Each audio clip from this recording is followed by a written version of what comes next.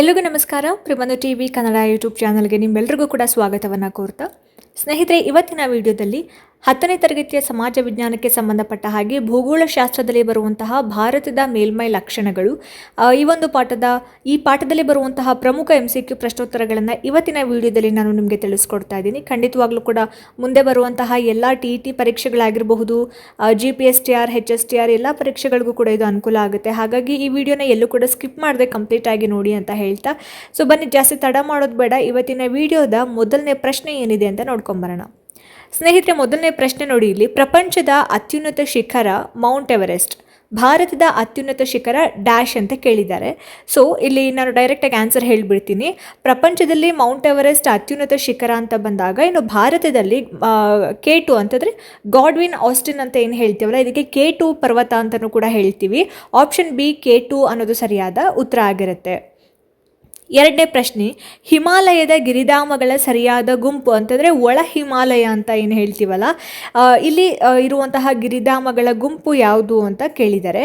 Option A ನೋಡಿ, ಶಿಮ್ಲಾ, ರಾಣಿಖೇತ್, ಡಾರ್ಜಿಲಿಂಗ್, ನೈನಿತಾಲ್ ಅಂತಕ್ಕಂಥದ್ದೇನಿದೆ ಈ ಒಂದು ಹಿಮಾಲಯ ಅಥವಾ ಒಳ ಹಿಮಾಲಯದಲ್ಲಿ ಬರುವಂತಹ ಗಿರಿಧಾಮಗಳಾಗಿರುವಂಥದ್ದು. So option A Shimla, Ranikhet, Darjeeling, Nainital.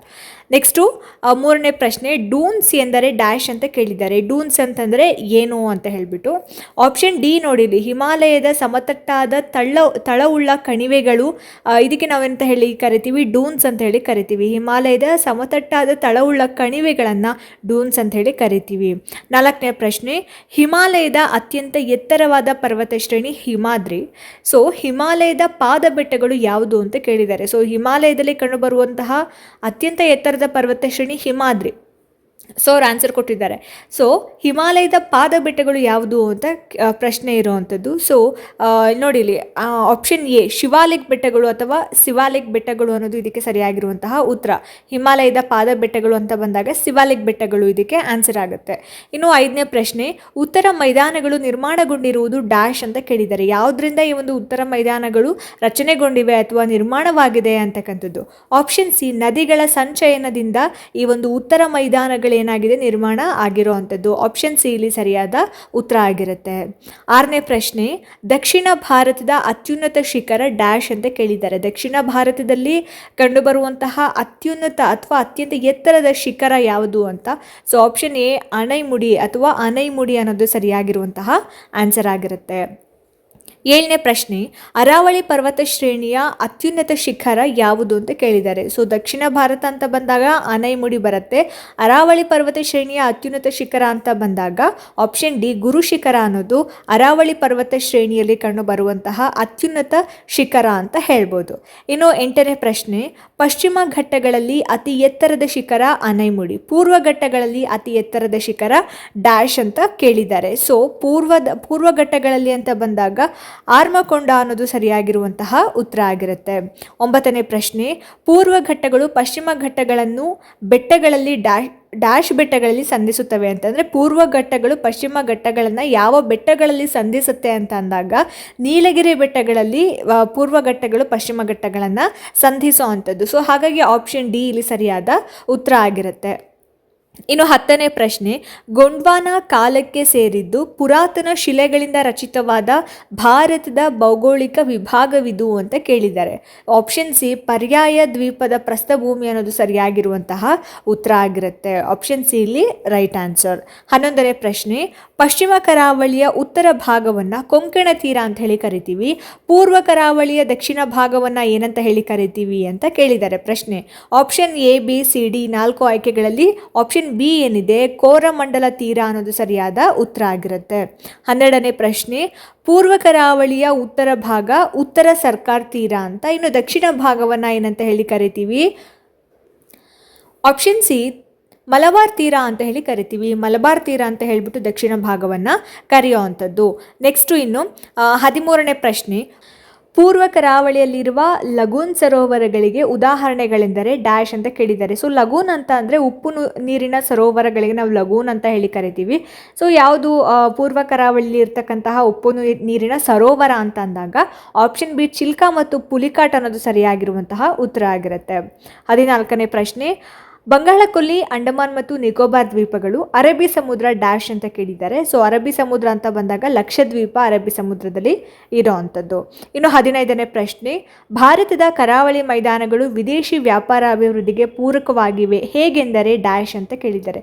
So ಯಾವ ರೀತಿಯಾಗಿ ಭಾರತದ ಕರಾವಳಿ ಮೈದಾನಗಳು ವಿದೇಶಿ ವ್ಯಾಪಾರದ ಅಭಿವೃದ್ಧಿಗೆ ಪೂರಕವಾಗಿದೆ ಅಂತಕ್ಕಂಥದ್ದು. ಹೇಗೆ ಅಂತಂದರೆ ಅಲ್ಲಿ ನೈಸರ್ಗಿಕ ಬಂದರುಗಳಿದ್ದಾವೆ, ಹಾಗಾಗಿ ವಿದೇಶಿ ವ್ಯಾಪಾರಕ್ಕೆ ಹೆಚ್ಚು ಅನುಕೂಲ ಆಗಿರೋವಂಥದ್ದು. ಸೊ ಆಪ್ಷನ್ ಎ ನೈಸರ್ಗಿಕ ಬಂದರುಗಳನ್ನು ಹೊಂದಿದೆ ಅನ್ನೋದು ಸರಿಯಾದ ಉತ್ತರ ಆಗಿರುತ್ತೆ.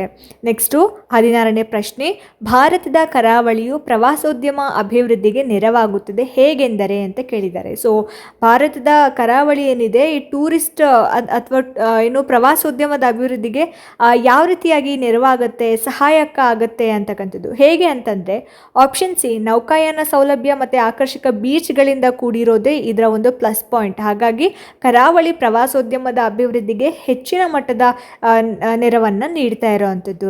ಇನ್ನು 17ನೇ ಪ್ರಶ್ನೆ, ಪರ್ಯಾಯ ಪ್ರಸ್ಥಭೂಮಿಯು ಕೃಷಿಗೆ ಪೂರಕವಾಗಿದೆ ಏಕೆಂದರೆ ಡ್ಯಾಶ್ ಅಂತ ಕೇಳಿದ್ದಾರೆ. ಏನಕ್ಕೋಸ್ಕರ ಪರ್ಯಾಯ ಪ್ರಸ್ಥಭೂಮಿ ಕೃಷಿಗೆ ಪೂರಕವಾಗಿದೆ ಅಂದರೆ ಫಲವತ್ತಾದ ಕಪ್ಪು ಮಣ್ಣಿನಿಂದ ಕೂಡಿರೋದ್ರಿಂದ ಪರ್ಯಾಯ ಪ್ರಸ್ಥಭೂಮಿ ಕೃಷಿಗೆ ಪೂರಕವಾಗಿರುವಂಥದ್ದು. ಆಪ್ಷನ್ ಡಿ ಸರಿಯಾದ ಉತ್ತರ ಇಲ್ಲಿ.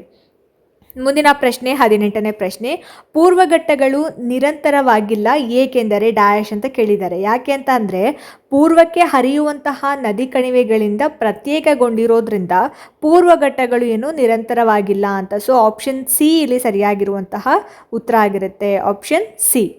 ಓಕೆನಾ. 19ನೇ ಪ್ರಶ್ನೆ, ಇವು ಹವಳ ದ್ವೀಪಗಳಾಗಿವೆ ಅಂತ. ಯಾವುದು ಹವಳ ದ್ವೀಪಗಳು ಅಂತ ಹೇಳಿಬಿಟ್ಟು ಆಪ್ಷನ್ ಸಿ ಲಕ್ಷದ್ವೀಪ ಏನಿದೆ ಹವಳ ದ್ವೀಪಗಳು ಅಂತ ಹೇಳಿ ಕರೆಯುವಂಥದ್ದು. 20ನೇ ಪ್ರಶ್ನೆ, ಹಿಮಾಲಯ ಪರ್ವತಗಳು ಉತ್ತರ ಭಾರತದಲ್ಲಿ ಅಧಿಕ ಮಳೆಯಾಗಲು ನೆರವಾಗುತ್ತದೆ ಏಕೆಂದರೆ ಅಂತ ಪ್ರಶ್ನೆ ಇದೆ. ಸೊ ಏನಕ್ಕೆ ಅಂತಂದರೆ ನೋಡಿ ಇಲ್ಲಿ ಆಪ್ಷನ್ ಬಿ ಇದಕ್ಕೆ ಸರಿಯಾದ ಉತ್ತರ. ಇವು ಮಳೆಯ ಮಾರುತಗಳನ್ನು ತಡೆಯುತ್ತೆ, ಹಾಗಾಗಿ ಇಲ್ಲಿ ಏನಾಗುತ್ತೆ ಉತ್ತರ ಭಾರತದಲ್ಲಿ ಅಧಿಕ ಮಳೆಯಾಗೋದಕ್ಕೆ ಹಿಮಾಲಯ ಪರ್ವತ ನೆರವಾಗುತ್ತೆ ಅಂತಕ್ಕಂಥದ್ದು. ಸೊ ಆಪ್ಷನ್ ಬಿ ಇಲ್ಲಿ ಸರಿಯಾಗಿರುವಂತಹ ಉತ್ತರ ಆಗುತ್ತೆ. ನೋಡಿದ್ರಲ್ಲ ಸ್ನೇಹಿತರೆ, ಇದಾಗಿತ್ತು ಇವತ್ತಿನ ಭಾರತದ ಮೇಲ್ಮೈ ಲಕ್ಷಣಗಳು ಪಾಠದಲ್ಲಿ ಬರುವಂತಹ ಪ್ರಮುಖ MCQ ಪ್ರಶ್ನೋತ್ತರಗಳು. ಐ ಹೋಪ್ ಈ ವಿಡಿಯೋ ನಿಮಗೆ ಇಷ್ಟ ಆಗಿದೆ ಅಂತ. ಇಷ್ಟ ಆಯಿತು ಅಂತಂದರೆ ದಯವಿಟ್ಟು ಲೈಕ್ ಮಾಡಿ, ಶೇರ್ ಮಾಡಿ, ಹಾಗೆ ನಿಮ್ಮ ಅನಿಸಿಕೆ ಅಭಿಪ್ರಾಯಗಳೇನೇ ಇದ್ರೂ ಕೂಡ ನನಗೆ ಕಾಮೆಂಟ್ ಸೆಕ್ಷನ್ನಲ್ಲಿ ತಿಳಿಸಿ ಅಂತ ಹೇಳ್ತಾ, ಇದೇ ರೀತಿ ಹೆಚ್ಚಿನ ವೀಡಿಯೋಸ್ಗಳಿಗೋಸ್ಕರ ನಿರಂತರವಾಗಿ ನನ್ನ ಚಾನಲನ್ನು ನೋಡ್ತಾ ಇರಿ. ಮುಂದಿನ ವೀಡಿಯೋಸ್ಗಳಲ್ಲಿ ನಾನು ನಿಮಗೆ ಸಿಗ್ತೀನಿ. ಅಲ್ಲಿ ತನಕ ಎಲ್ರಿಗೂ ನಮಸ್ಕಾರ.